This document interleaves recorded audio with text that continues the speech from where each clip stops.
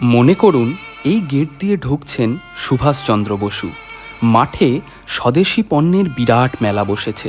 অথবা ঠিক এই চেয়ারটিতে বসেই গান করছেন স্বয়ং কবিগুরু রবীন্দ্রনাথ ঠাকুর। বা এই রকম কোনো একটি রোয়াকে বসে থাকা বাচ্চারা পুলিশ দেখলেই শ্যামা সঙ্গীত গাইছে। কারণ এখানের একটি বাড়িতে নিয়মিত যাতায়াত রাসবিহারী বসু ও কানাইলাল দত্তের মতো মানুষের। গান তাদের সাবধান করবে। অবাক হচ্ছেন নিশ্চয়ই। ভারতের স্বাধীনতা আন্দোলনে বাঙালি বিপ্লবীদের কর্মকাণ্ড আজও আমাদের রক্তে আগুন জ্বালিয়ে দেয়। তাদের মতো আপনজন আমাদের আর কেউ নেই। অনুশীলন সমিতি বা যুগান্তর দলের মতো সংগঠনগুলি আজ হারিয়ে গেছে। কিন্তু যদি বলি সেই সময়ের একটি প্রতিষ্ঠান এখনও একইভাবে লেগে আছে দেশ গঠনের কাজে। আমাদের আকুতি এক, আমাদের লক্ষ্য এক, আমাদের মন্ত্র এক। আমরা সকলেই প্রবর্তক সংঘের ছাত্র।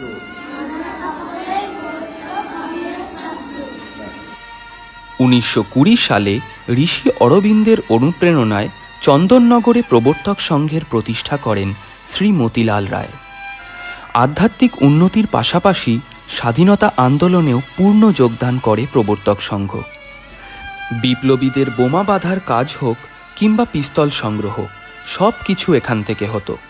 শুনলে অবাক হবেন, 1912 সালে রাসবিহারী বসুর নেতৃত্বে দিল্লিতে যেই বোমা বসন্ত বিশ্বাস লর্ড হার্ডিঞ্জকে মেরেছিলেন, সেই বোমা এই বাড়িতেই বানানো হয়েছিল বিপ্লবী মনীন্দ্র নায়কের দ্বারা। ওনার বাড়িও ঠিক পিছনেই। সেই বোমাটি টেস্ট করার সময় শ্রী মতিলাল রায়ের বাড়ির দেওয়ালে হয়ে যাওয়া ফাটল আজও গেলে দেখতে পাবেন। মন ভারী হয়ে উঠবে। এই হলো সেই ঘর যেখানে ঋষি অরবিন্দ আত্মগোপন করেছিলেন। এই ঘরে বসে রবীন্দ্রনাথ ঠাকুর একটি গান গেয়েছিলেন। গানটির নাম আপনাদের সামনে।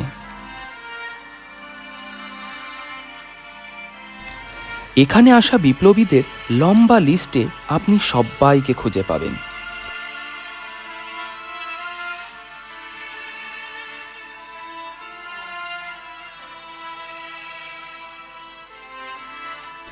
সেই সময়ে জুট মিল, এগ্রো ফার্ম ছাড়াও প্রবর্তক ব্যাংকও চলত, যা মতিলাল রায়ের মৃত্যুর পর এলাহাবাদ ব্যাংকের সঙ্গে জুড়ে যায়।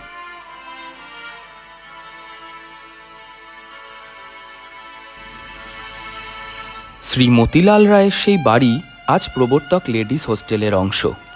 এলাকায় আজও প্রবর্তক সংঘের 4টি স্কুল, লাইব্রেরি ও 2টি হোস্টেল চলে।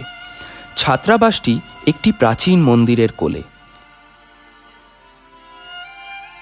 আমাদের বিশ্বাস, এই ভিডিও দেখার পর প্রচুর মানুষ শিকড়ের টানে আবার এখানে আসবেন। কষ্ট করে হলেও এখনও প্রবর্তক সংঘ সমাজসেবা করে যাচ্ছে।